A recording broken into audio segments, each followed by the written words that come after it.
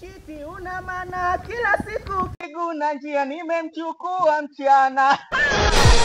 Mchana nimemchukua mchana. Mchana jua linawaka mchana. Mchana jua la utosi mchana. Amekuchiti una maana kila siku kiguna njia nimemchukua mchana.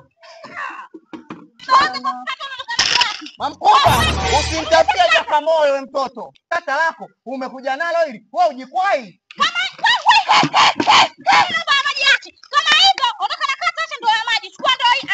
Ondoka. Hilo kata niachie mimi nijaze maji ondoka na kata la. Nikinaye kama hivyo leta kata mimi choka maji. Wewe koma, wewe mtoto nitakubia radhi sasa hivi utakuwa kichaa sasa hivi. Yaani nakwambiaje Sasa na watoto wadogo ni wewe ujikwai.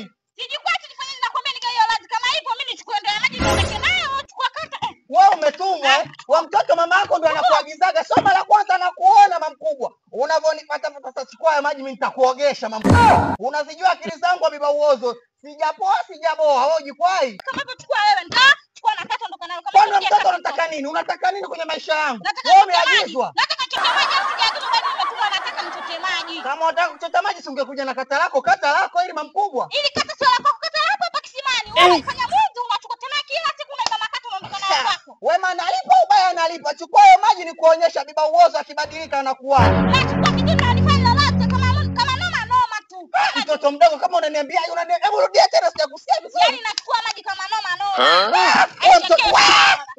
Hebu chukua hiyo maji nikuonyeshe wewe na kumwagia radhi hapa. Jamani mtoto akiwa kichaa msishangae. Na kumwagia radhi.